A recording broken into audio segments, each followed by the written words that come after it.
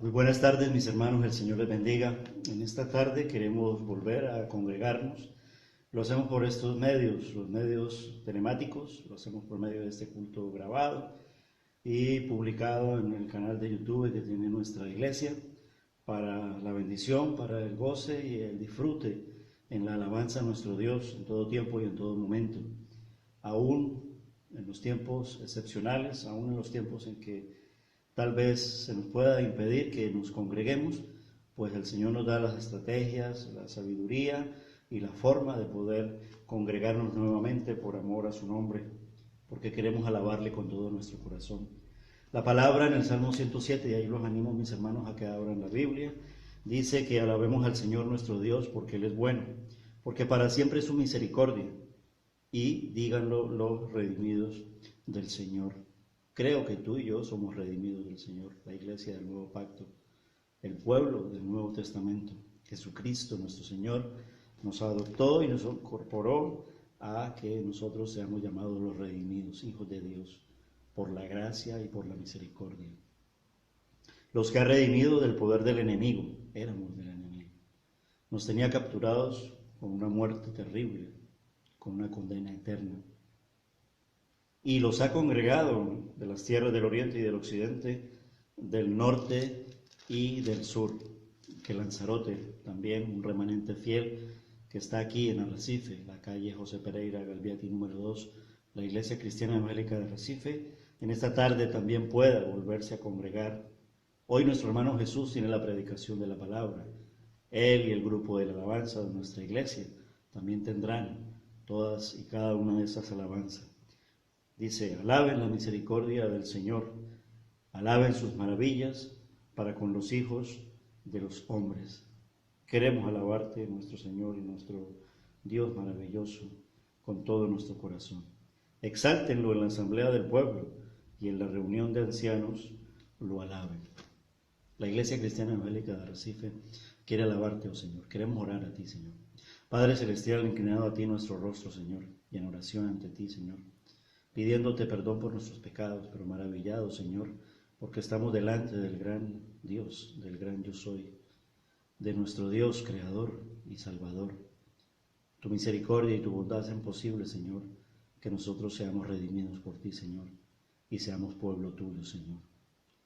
Linaje especial, Señor, pueblo especial, Señor, sin merecerlo, pero por la gracia y por tu misericordia, Señor, rescatados, Señor, de la vida miserable del pecado y vueltos a ti, Señor, para vivir una vida eterna. Queremos alabarte, Señor, alabar tu misericordia, y queremos alabar tus maravillas, Señor. Que el mundo sepa, Señor, que somos de ti. Bendícenos en todo tiempo y en todo momento por amor a tu nombre. Que cada alabanza sea cantada a ti con todo nuestro corazón, y que podamos decirte juntos, unánimes: eres bueno, eres Dios, eres nuestro Salvador. Bendito sea nuestro Dios. Queremos darte gracias por tu palabra, que también será predicada en esta tarde y la lleva nuestro hermano Jesús, Señor. Y todo tu pueblo, Señor, te alaba de corazón. Te damos las gracias, Señor, en el nombre de Cristo Jesús. Amén. Alabemos a nuestro Dios. Amén.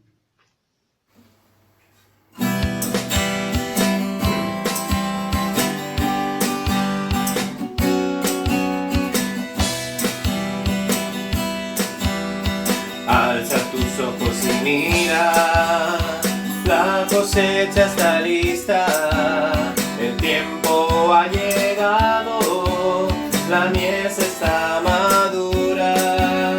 Esfuérzate y sé valiente, levántate y predica a todas las naciones que Cristo es la vida y será.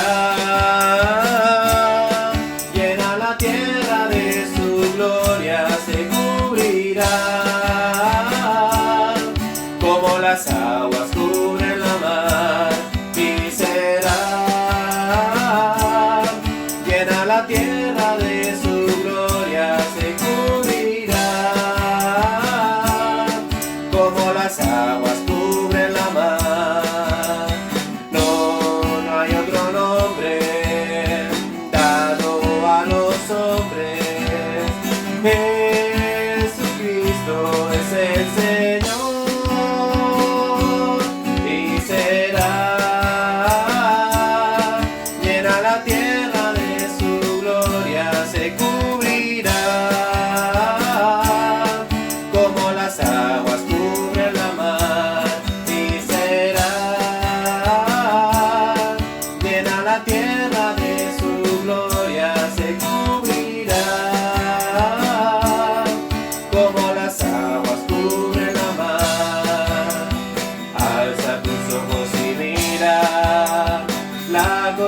mesa está lista, el tiempo ha llegado, la mies está madura. Esfuérzate y sé valiente, levántate y predica a todas las naciones que Cristo es la vida y será llena la tierra de su gloria, se cubrirá como las aguas cubren la mar y será llena la tierra de su gloria, se cubrirá como las aguas cubren la mar. No, no hay otro nombre dado a los hombres, Jesucristo es el Señor y será llena la tierra de su gloria, se cubrirá como las aguas cubren la mar y será llena la tierra de su gloria, se cubrirá como las aguas cubren la mar.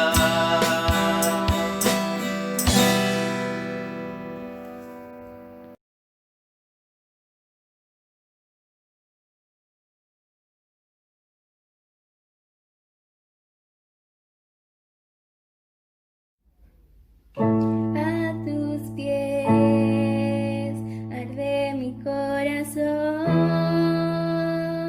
a tus pies te entrego lo que soy.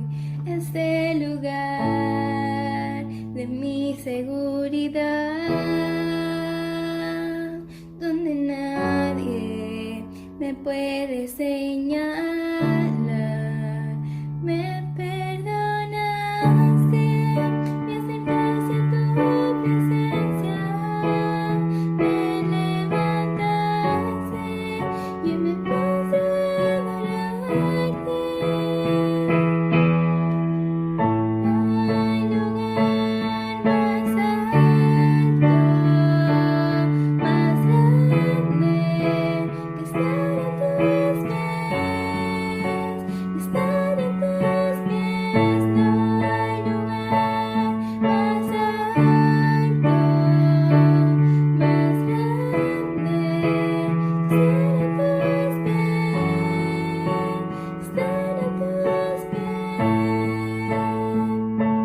tus pies, arde mi corazón, a tus pies entrego lo que soy. Es el lugar de mi seguridad, donde nadie me puede señalar. Me perdonaste, me acercaste a tu presencia, me levantaste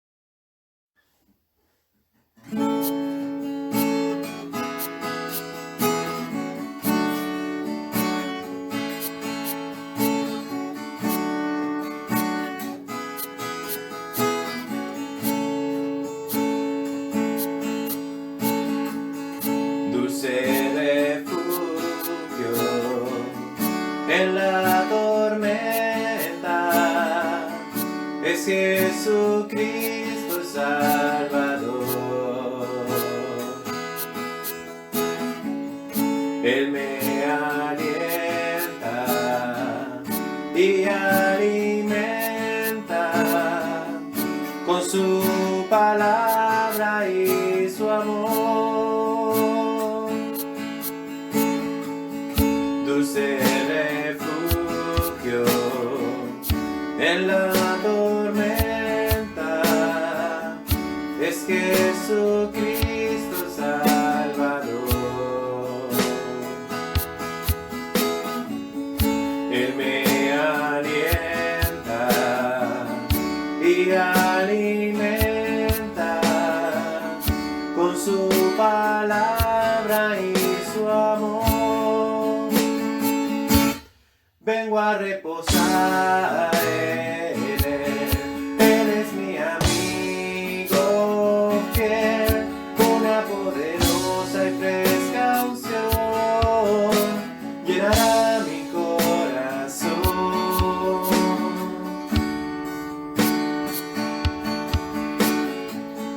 Dulce refugio en la tormenta es Jesucristo Salvador. Vengo a reposar en Él, Él es mi amigo fiel, una poderosa y fresca unción llenará mi corazón.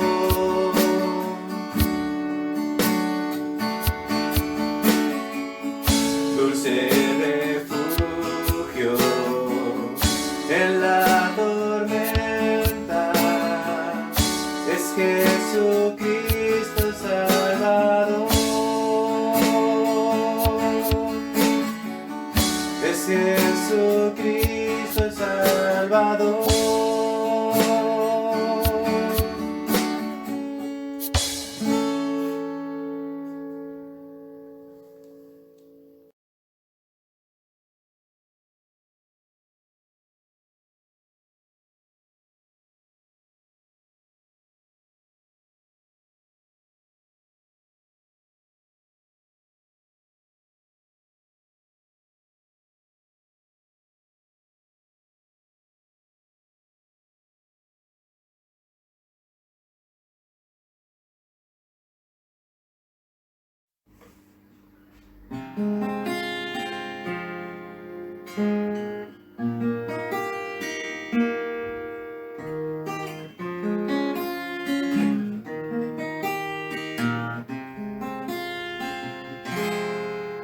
Señor, llévame a tus atrios, al lugar santo, al altar de bronce.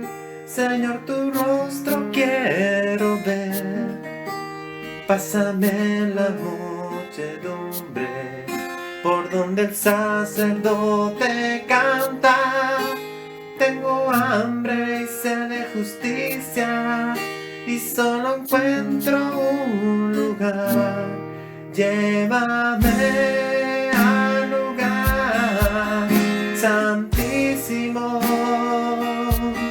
por la sangre del Cordero Redentor. Llévame al lugar santísimo. Tócame, limpiame, venme aquí. Señor, llévame a tus atrios, al lugar santo, al altar de bronce. Señor, tu rostro quiero ver. Pásame la muchedumbre por donde el sacerdote canta. Tengo hambre y sed de justicia y solo encuentro un lugar. Llévame al lugar santísimo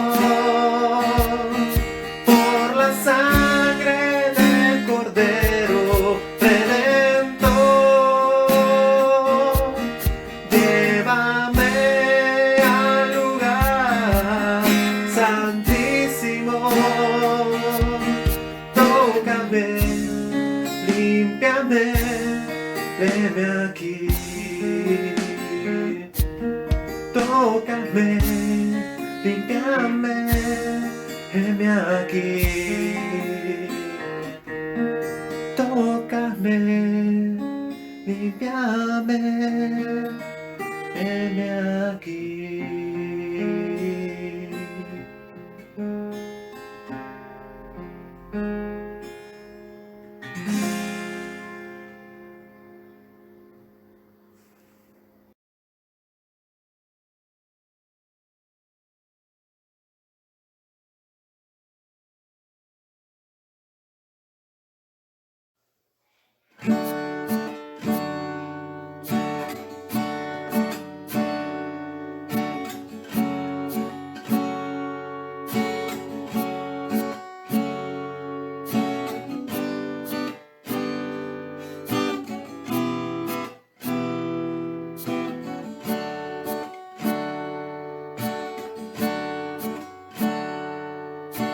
Abre mis ojos, oh Cristo. Abre mis ojos, te pido. Yo quiero verte. Yo quiero verte. Abre mis ojos, oh Cristo. Abre mis ojos, Señor, yo quiero verte. Yo quiero verte y contemplar tu majestad y el resplandor de tu gloria. Derrama de tu amor y poder mientras cantamos Santo, Santo. Abre mis ojos, oh Cristo. Abre mis ojos, te pido. Yo quiero verte. Yo quiero verte.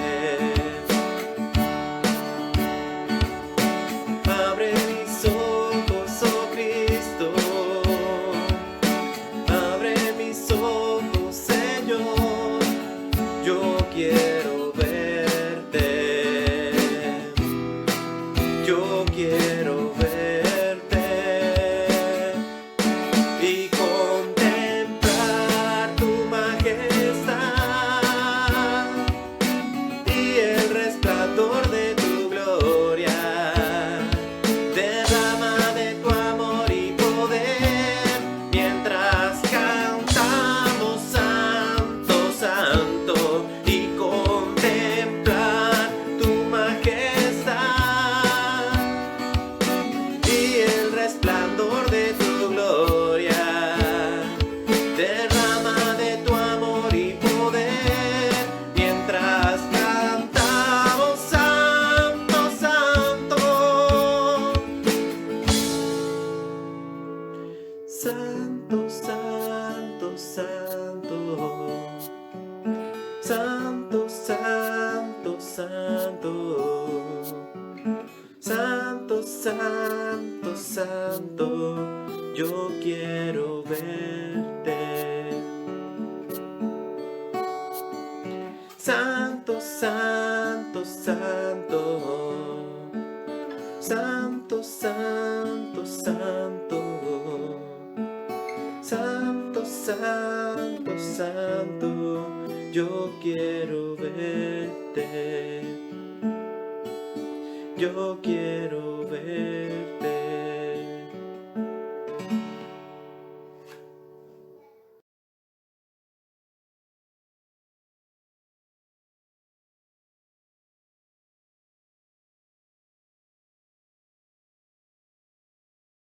Buenas tardes, mis hermanos, que el Señor les bendiga. Es un privilegio y un placer estar aquí con todos ustedes en el culto de la tarde para compartirles la palabra de Dios. Vamos a abrir nuestras Biblias en Primera de Pedro, capítulo 4. Vamos a seguir estudiando la disciplina, todo lo que se refiere a la disciplina bíblica, pero en esta ocasión vamos a tener nuestra sección especial en la disciplina en la iglesia. Así que yo les invito a que abran sus Biblias en el libro de Primera de Pedro, capítulo 4. Primera de Pedro, capítulo 4.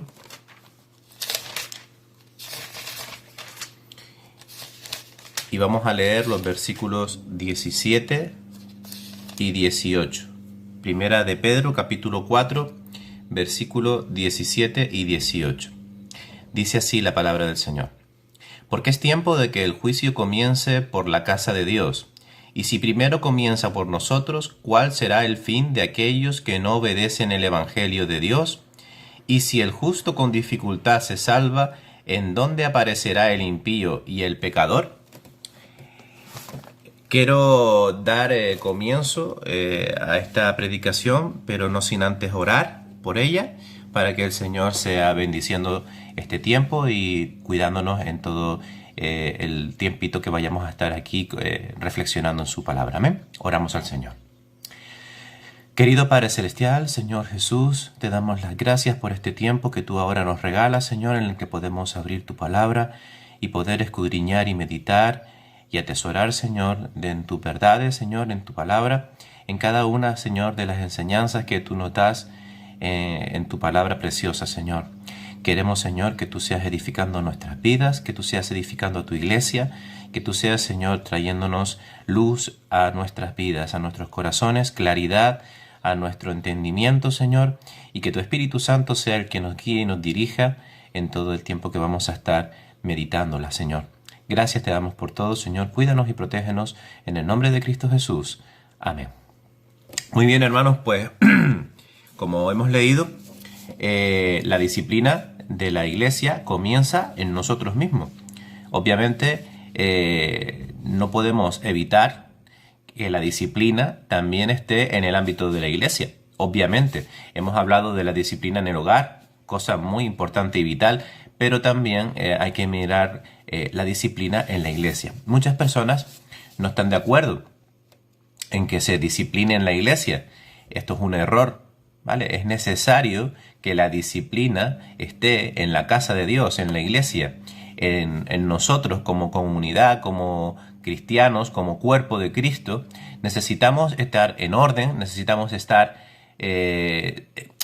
rectamente andando en los caminos del Señor, y ahora iremos viendo algunos pasajes más donde explicaremos mejor por qué es necesaria la disciplina en la iglesia. Esa es nuestra pregunta en esta tarde, a la que vamos a dar contestación con la palabra de Dios. ¿Por qué es necesaria la disciplina en la iglesia? Muchas personas pueden pensar que la disciplina en la iglesia es como meterse en la vida personal de las familias y de las personas que se congregan en una iglesia local. Y cuando la disciplina entra en acción en la iglesia, muchas personas abandonan la iglesia y empiezan a no congregarse y empiezan a tener cultos virtuales y empiezan a alimentarse de la palabra de Dios por medio de internet. Esto es un error y es antibíblico. Ya hemos visto en otras predicaciones de nuestro hermano Elkin, de nuestro hermano Ricardo, nuestro pastor y nuestro anciano de la iglesia, nuestro pastor Ricardo y nuestro anciano Elkin. Hemos visto cómo la Biblia, la palabra de Dios, nos exhorta duramente acerca de no congregarnos en la iglesia. Y por esa razón, la gente abandona muchas veces el asistir a los cultos y el convivir y el relacionarse y el trabajar y el servir a Dios por causa de el temor a la disciplina que en ella se imparte. ¿Por qué? Porque no queremos que se metan en nuestras vidas, no queremos que se metan en nuestras decisiones, no queremos que opinen acerca de lo que debemos o lo que no debemos hacer. Obviamente la iglesia y sus dirigentes nunca van a obligar a un hermano o a una hermana, no van a obligar a cumplir la disciplina, que no es una disciplina capricho, no es una disciplina que se haya creado por parte de las personas de la iglesia para controlar y manejar a las personas. No, no se trata de eso. La disciplina bíblica es la misma disciplina que te encuentras en la palabra de Dios y que en teoría deberías de estar aplicándola en tu hogar. Entonces no se trata de algo nuevo, se trata de seguir aplicando las verdades de la palabra, pero en el ámbito comunitario, por decirlo de alguna manera, dentro de lo que es la iglesia, dentro de lo que conforma la iglesia. Obviamente no te van a obligar, pero tampoco te van a dejar servir si no te acoges a la disciplina bíblica. Vuelvo y recalco, esto es muy importante recalcarlo, no es disciplina de hombres, es disciplina bíblica en la iglesia. Entonces, ¿por qué necesitamos la disciplina? Pues en primer lugar, a causa del juicio, a causa de lo que Cristo, nuestro Señor Jesucristo, va a venir a hacer en la segunda ocasión en la que aparezca. Él va a ser juez y Él nos va a juzgar. Va a juzgar a crédulos y a incrédulos. Él va a también juzgarnos a nosotros. Y nuestro juicio no será tan severo porque somos salvos, pero sí vamos a recibir recompensas o vamos a recibir deshonra, lavado de cara, para que me entiendan los más jóvenes. Vamos a recibir un lavado de cara, nos van a recriminar, decirlo de alguna manera, nuestras acciones. ¿Qué hemos hecho? ¿Cómo nos hemos comportado? ¿Hemos transmitido nosotros la palabra de Dios de una manera acorde a la palabra? ¿O hemos vivido vidas normales, seculares, que no han tenido nunca a Cristo en nuestra boca, ni en nuestras acciones, ni en nuestro testimonio? Pues de eso se trata ese juicio a los creyentes. Y cuando hablamos de que el juicio tiene que empezar por la casa de Dios, lo que quiere transmitir el texto es que más que nosotros no debe de haber nadie que sea juzgado, ya que nosotros somos los portadores de la verdad. Somos los que transmitimos el mensaje de las buenas noticias. Sobre nuestros hombros descansa una responsabilidad muy grande. Esa responsabilidad de llevar el evangelio a toda criatura. Y cuando pensamos en este concepto, no podemos dejar de preguntarnos, bueno, ¿y qué va a pasar con todos aquellos que no conozcan a Jesús? ¿Qué es lo que va a pasar con todos aquellos que nieguen a Jesús? Pues la palabra lo dice bien claro. Dice que el evangelio a quien cree es una buena nueva, pero al que lo rechaza y lo desprecia es una mala nueva. Es decir, es un juicio que nosotros mismos estamos dejando recaer sobre nosotros mismos porque estamos rechazando al Hijo de Dios, a la palabra de Dios. Y hemos visto entonces que se juzgará a justos, también a injustos, que los justos tienen una responsabilidad mayor por ser los portadores de la palabra y los injustos tienen una condenación terrible por no haber creído en el Hijo de Dios. La palabra de Dios en Hebreos capítulo 12, versículo 29 nos habla acerca de que Dios no solo es amor, sino que también es fuego consumidor. No olvidemos nunca esto, porque más adelante hablaremos acerca de una actitud que está teniendo que ver mucho en las iglesias y que tienen que ver con este falso amor cristiano que estamos intentando inculcar, o que están intentando inculcar los falsos profetas en las iglesias, en las congregaciones. Dios es amor, de acuerdo en eso, pero Dios también es fuego consumidor, es decir, Él trae juicio y trae condena a aquellos que no creen, y juicio también trae a aquellos que creen, pero que están haciendo las cosas mal. No perderemos nuestra salvación porque esa no es la postura de nuestra iglesia local. Nosotros no creemos que la salvación se pierda una vez obtenida de manera correcta, de manera sincera, pero sí vamos a recibir castigos, vamos a dejar de recibir recompensas por causa de nuestras acciones aquí en la tierra. El versículo 18 que acabamos de leer de Primera de Pedro capítulo 4 habla acerca de que la salvación del justo es con dificultad. Y eso nos hace reflexionar en dos aspectos generales. Primero, que la dificultad de decir no al ego y sí a la sumisión al Señor de la vida. Qué difícil es negarnos a nosotros mismos. Lucas capítulo 9, versículo 23. Qué difícil es negarnos a nosotros mismos y someternos a la disciplina que no la iglesia, sino Dios nos está impartiendo en la iglesia. Entonces, este es el primer punto general que tenemos que reflexionar cuando hablamos acerca del versículo 18, de la dificultad de la salvación. Y lo otro es, el otro punto general es, reconozcamos, hermanos, la dificultad de servir a Dios. La dificultad porque conlleva un esfuerzo y un sufrimiento que no todo creyente está dispuesto a pagar. El sufrimiento y el esfuerzo son las características principales de un siervo de Dios, porque seremos vituperados, seremos perseguidos, seremos calumniados, seremos llevados a prisión, seremos llevados por doquier de burlas y demás cosas que no nos gustan. Al ser humano por naturaleza esto no le gusta. Pero esa es la característica. Y eso es lo que nos hace pensar en el versículo 18 de 1 de Pedro capítulo 4. Qué difícil es servir a Dios, pero tenemos una ayuda. Y siempre lo decimos, el Espíritu Santo es quien nos ayuda. Él es nuestro ayudador, Él es nuestra guía, Él es nuestro consolador. Él es el que nos va a ayudar en todo camino, en toda obra, en toda palabra que digamos por nuestras bocas. Es importante tener estos conceptos claros porque es muy importante, ya que debido al juicio tenemos que tener las cosas muy claras.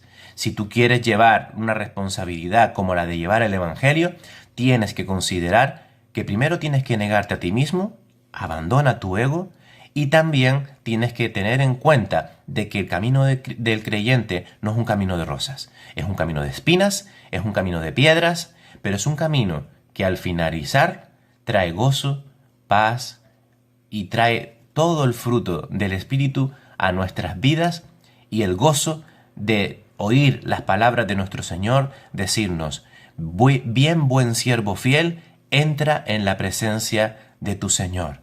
Eso es magnífico, glorioso, esa es nuestra recompensa final, estar por los siglos de los siglos al lado de nuestro Señor. Hemos visto que la disciplina es necesaria porque a causa del juicio necesitamos la disciplina. Y también necesitamos la disciplina porque esta es la naturaleza de la iglesia. Sin ella, la iglesia sería un club social. La iglesia se caracteriza, su naturaleza es precisamente el de la disciplina bíblica. Y me gustaría que fuerais conmigo a 1 de Timoteo capítulo 3. Vamos a buscar en nuestras Biblias 1 de Timoteo capítulo 3.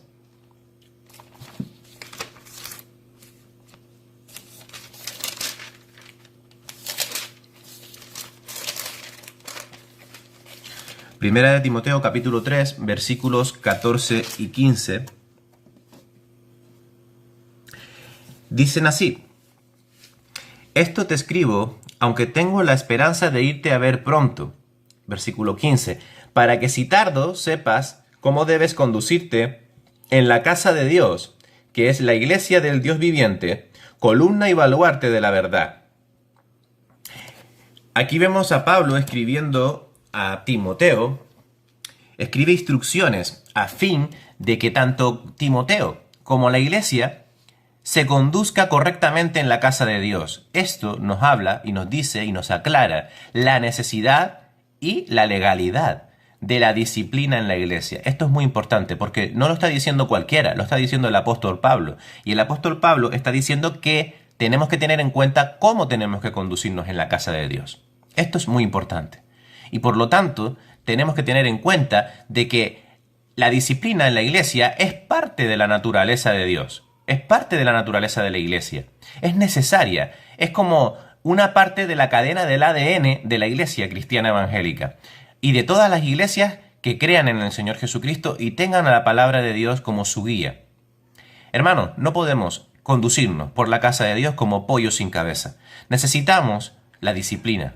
Y esa es la naturaleza de la iglesia. Y aquí el apóstol Pablo habla acerca de esa conducta dentro de la iglesia propia de los creyentes, dentro de la iglesia cristiana, y lo explica mediante 3 figuras que son sumamente descriptivas y me gustaría compartir. En primer lugar, él habla de la iglesia como la casa de Dios. La casa de Dios se puede referir a varias maneras, a dos maneras concretas.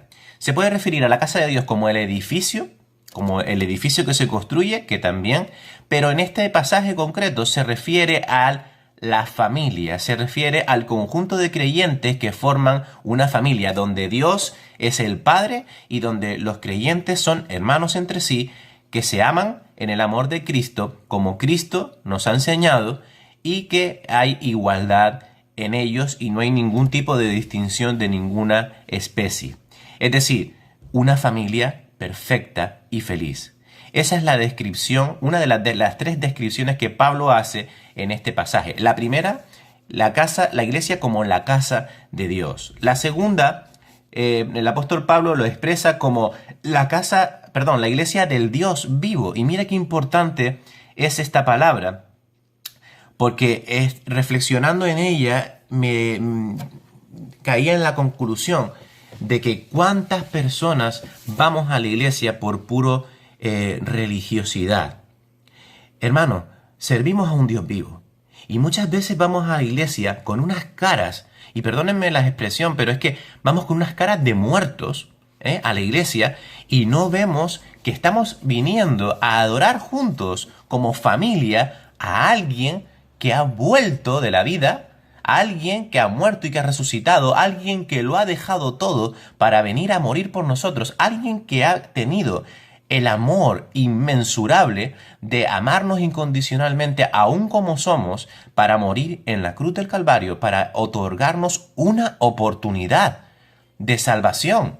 La gracia es un regalo y no podemos despreciar este regalo.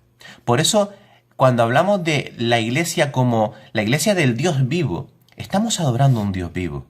Y eso tiene que ser reflejo en nuestras caras, en nuestros sentimientos. Obviamente, todos tenemos problemas, todos tenemos cosas que nos afligen, que nos atribulan, pero no debe de ser el carácter predominante en nuestras vidas, hermanos, porque somos nuevas criaturas y porque hemos sido liberados de todo mal. Aunque suframos, aunque tengamos tribulaciones, enfermedades, perdamos seres queridos, aunque estemos mal económicamente, aún así, nosotros tenemos una herencia mayor en los cielos, la cual tenemos acceso gracias a Jesucristo nuestro Señor y Salvador. ¡Gloria a Dios! Eso es magnífico.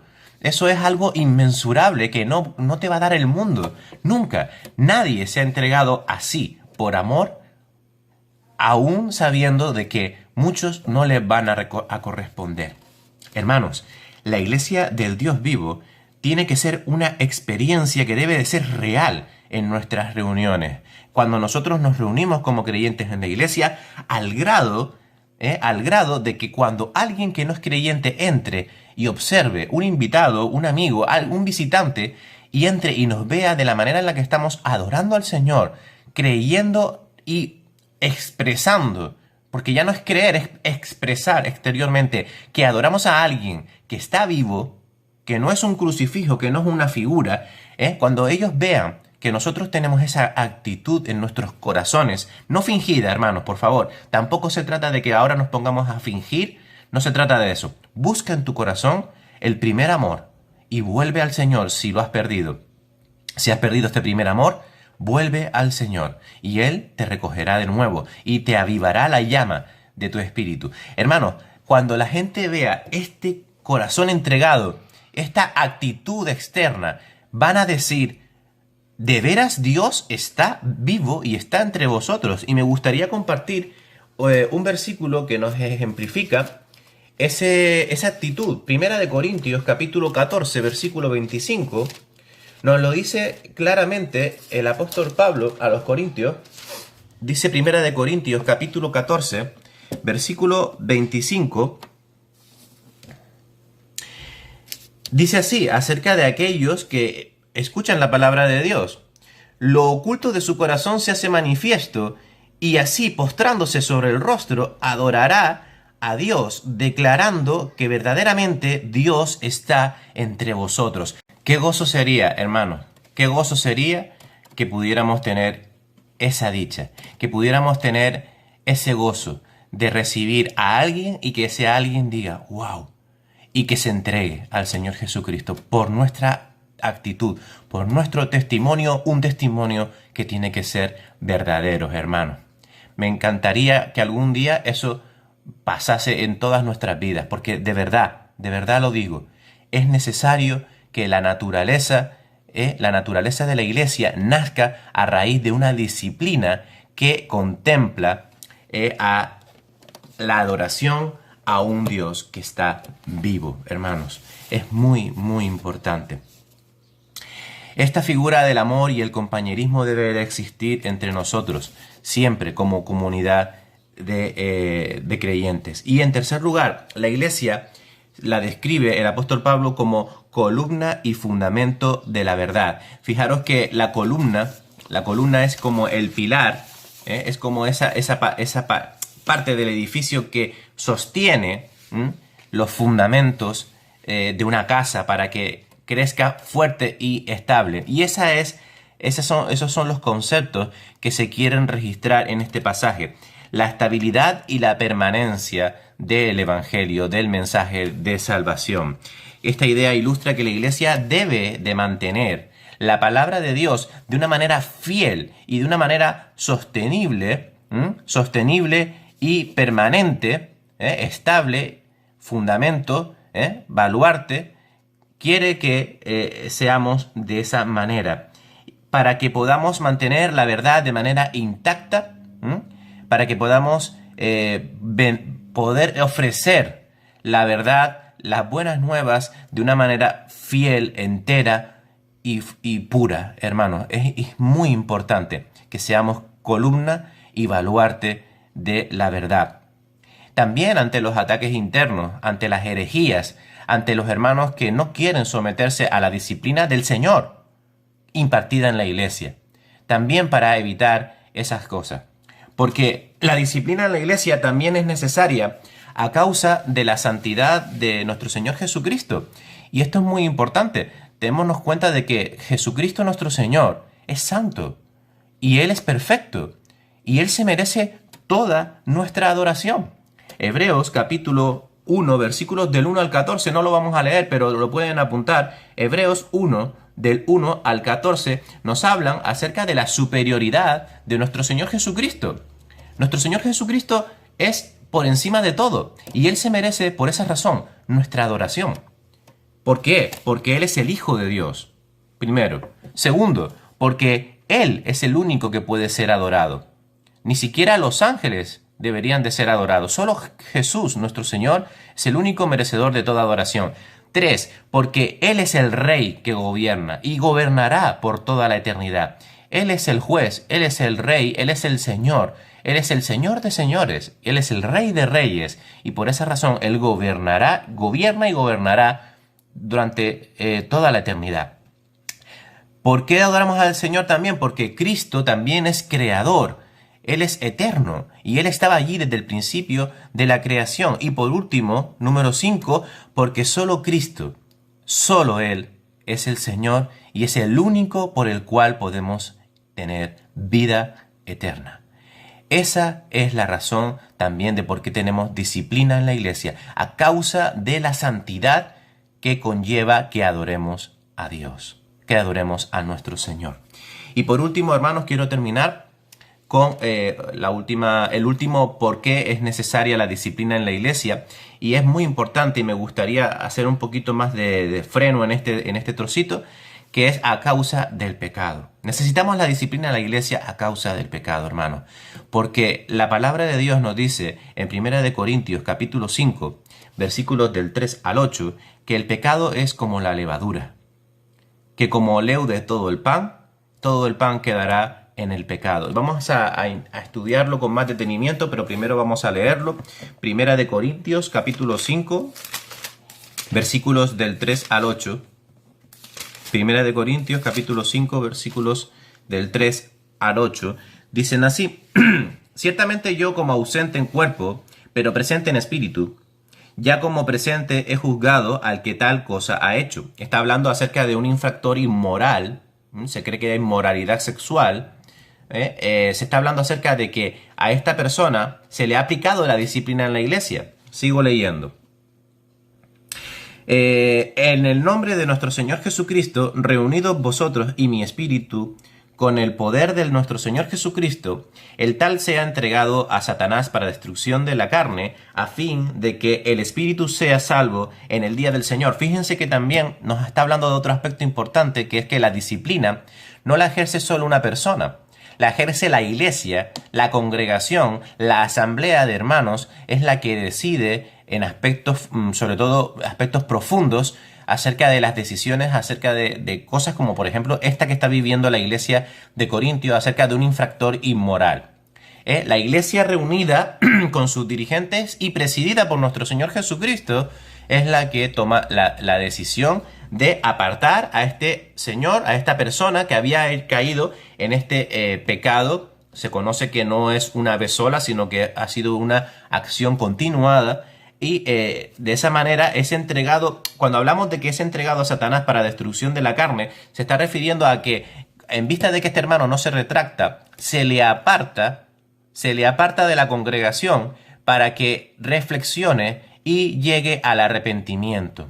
Esa es la manera en la que lo está expresando el apóstol Pablo. Y dice el versículo 6, ¿no es buena vuestra jactancia? ¿No sabéis que un poco de levadura leuda toda la masa? Limpiaos pues de la vieja levadura, para que seáis nueva masa sin levadura como sois, porque nuestra Pascua, que es Cristo, ya fue sacrificada por nosotros. Así que celebramos la fiesta no con la vieja levadura ni con la levadura de la malicia y la maldad, sino con panes sin levadura de sinceridad y de verdad. Fijémonos que habla acerca de la levadura como un condimento que modifica las propiedades de un alimento, en esta cuestión es el pan, pero vamos a hablarlo de una manera espiritual. Obviamente, ya como hemos comentado, pues el apóstol Pablo ha hecho como juicio, ha hablado de un juicio que se ha establecido hacia esa persona por la cual se la ha separado. Pero ahora entra a hablar acerca de la levadura. Y antes de empezar a hablar de la levadura, quiero recalcar, porque y aquí es cuando viene el concepto del falso amor cristiano, que es el que quiero también explicar. Pablo aquí no está dándole o restándole importancia o desechando a la persona, al individuo que ha caído en pecado. Se preocupa por él de tal manera que lo deja para que él mismo reflexione acerca de su error. Es decir, número uno, no se le obliga, no se le impone que tome las normas. Número dos, se le deja a reflexión y se ora por él para que él recapacite y para que vuelva al Señor. Y número tres, sobre todas las cosas se salvaguarda el testimonio de la iglesia, que es muy importante y que no se ve reflejado explícitamente, en el texto, pero sí implícitamente podemos observar que sobre todas las cosas lo que impera es la salud de la iglesia. Y ahí es donde entra en juego la levadura, porque los creyentes en Corintios tenían demasiado orgullo acerca de su libertad para poder caer en este tipo de inmoralidades y estaban en un gran error. Por eso Pablo les dice que no es buena su jactancia, sino todo lo contrario, deberían de arrepentirse de pensar y sentir de esa manera. La levadura es un símbolo en la palabra de Dios que casi siempre es algo malo. Y por eso en la fiesta de la Pascua siempre se hacen los panes sin levadura. Pero la levadura en sí no es el problema es lo que representa la levadura en la iglesia. Ya que la iglesia estaba advirtiéndosele a la iglesia de que echaran fuera el pecador de la iglesia hasta que éste se arrepienta, porque la levadura tiene un problema. El pecado tiene un problema.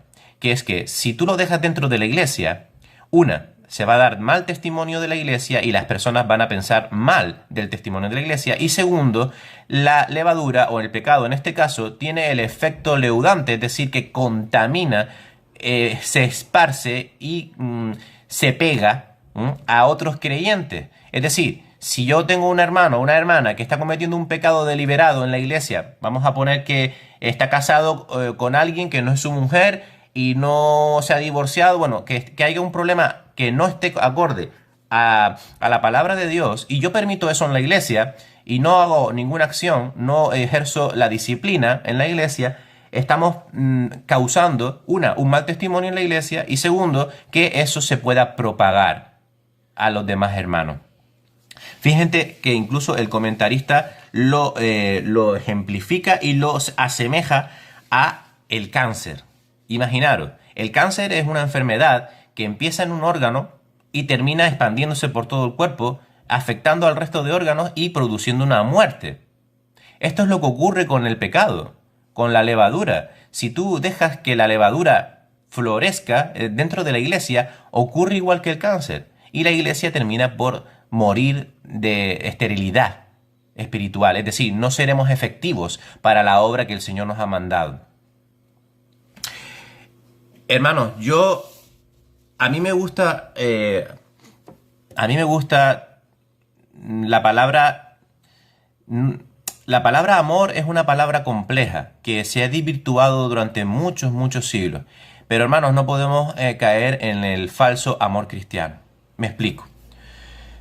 Vivimos en una época indisciplinada, donde solamente redundan las voces de normas absolutas del bien y del mal, están obsoletas, tú no mandas en mi vida, tú no tienes derecho a meterte en esto, mi familia, la educación de mi familia, tú no tienes derecho a opinar, etcétera, etcétera, etcétera. Hermano, la disciplina en la iglesia es importante. Y si ya es difícil en el hogar, impartir la disciplina bíblica en el hogar, imaginaros en la iglesia. Pero la iglesia, sus dirigentes y en general toda la congregación, porque esto no solamente trata del pastor, el anciano y el cuerpo de diaconía, esto también tiene que ver con el resto de hermanos que también tienen su trabajo en este tema de la disciplina. Y si tú ves a un hermano que hace una cosa mala en la iglesia, aunque no seas diácono, tú puedes exhortarle en amor a este hermano, decirle que no haga eso. Pero hermanos, no podemos confundir el amor de Dios con la tolerancia. Ese es el problema que hay hoy en día. Hoy en día en las iglesias se tolera todo. Y todo no es tolerable. Así de claro. Las cosas como son, como decimos muchas veces, ¿verdad?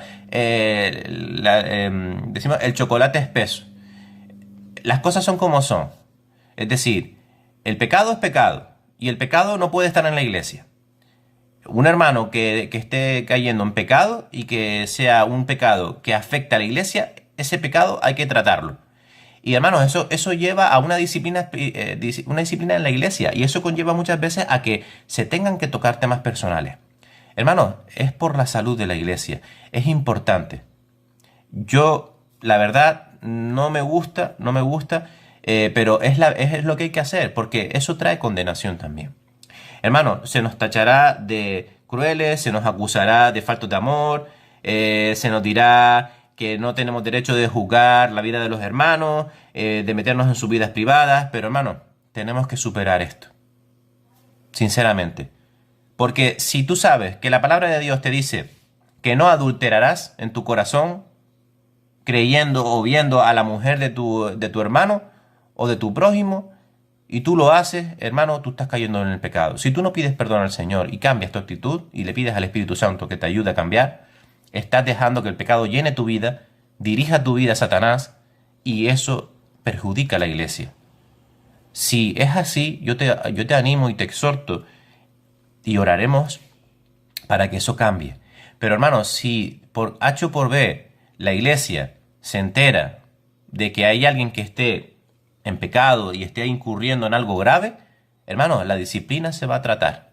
Es bíblico, es ordenado por Dios, es exigido por los apóstoles a lo largo del Nuevo Testamento.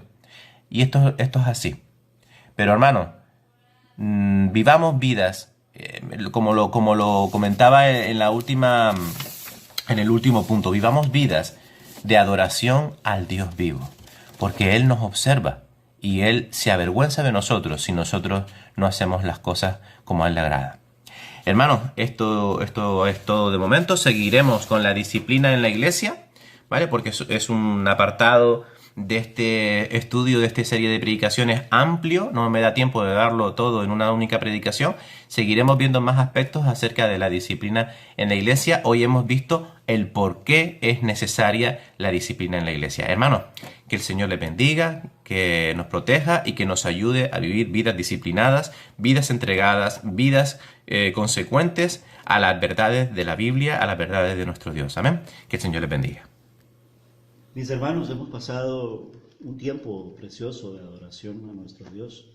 por medio de la alabanza, por medio de la palabra, de la predicación de ella, la enseñanza de ella, Señor, en esta tarde. Hoy, domingo 21 de junio del año 2020, primer día de la vuelta a la nueva normalidad. Pero aún, Señor, sabes tú y sabemos nosotros que todavía existe este virus y la pandemia sigue, Señor. Te pedimos, oh Dios, para que sea hallada prontamente, Señor, una vacuna, Señor, pero te lo pedimos en tu voluntad a ti, oh Dios Santo. Gracias porque en la tarde de hoy hemos podido venir, como dice el Salmo 108, con todo nuestro corazón que ha estado dispuesto para cantarte y entonarte salmos, porque tú eres nuestra gloria. Te hemos alabado, Señor, entre los pueblos. A ti, Señor, hemos cantado cántico nuevo, salmos entre las naciones, porque más grande que los cielos es tu misericordia y hasta los cielos tu fidelidad. Exaltado seas, Dios. Gracias te damos, Señor, por este tiempo, en este culto de hoy en la tarde. Gracias por mis hermanos que se han reunido, Señor, y por todos aquellos, Señor, que tú has traído, Señor, por medio de este vídeo, por medio de este canal, por medio de esta predicación y esta alabanza preparada para ti y para testimonio del mundo, Señor. En el nombre de Jesús te damos las gracias y hasta un próximo encuentro adorando a nuestro Dios. En el nombre de Jesús. Amén.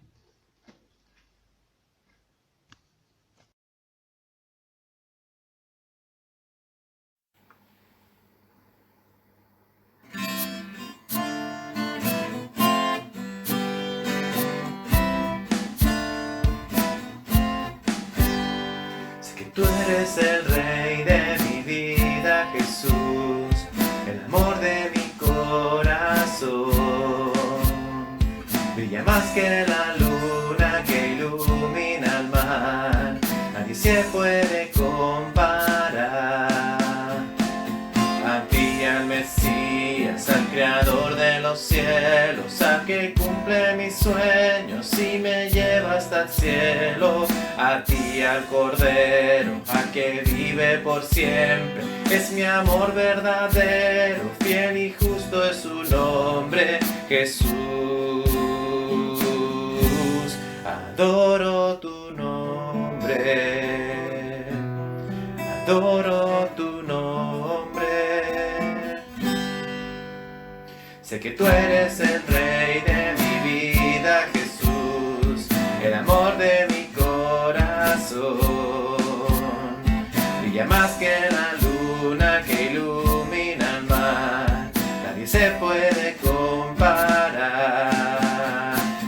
A ti, al Mesías, al Creador de los cielos, al que cumple mis sueños y me lleva hasta el cielo.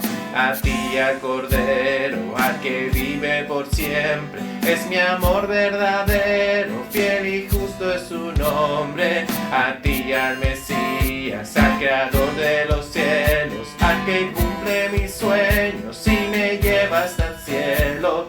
A ti, al Cordero, al que vive por siempre, es mi amor verdadero, fiel y justo es su nombre, Jesús.